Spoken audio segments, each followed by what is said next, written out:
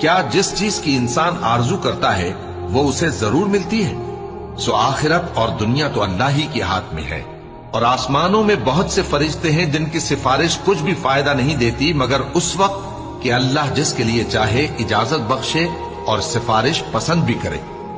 جو لوگ آخرت پر ایمان نہیں لاتے وہ فرشتوں کو لڑکیوں کے نام سے موسوم کرتے ہیں، حالانکہ ان کو اس کی کچھ خبر نہیں۔ وہ صرف خیال و گمان پر چلتے ہیں، جبکہ خیال و گمان حق کے مقابلے میں کچھ کام نہیں آتا۔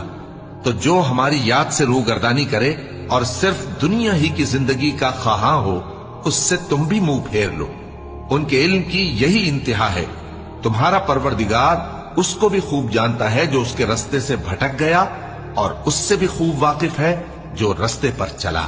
اور جو کچھ آسمانوں میں ہے اور جو کچھ زمین میں ہے سب اللہ ہی کا ہے، اور اس نے خلقت کو اس لیے پیدا کیا ہے کہ جن لوگوں نے برے کام کیے ان کو ان کے اعمال کا بدلہ دے۔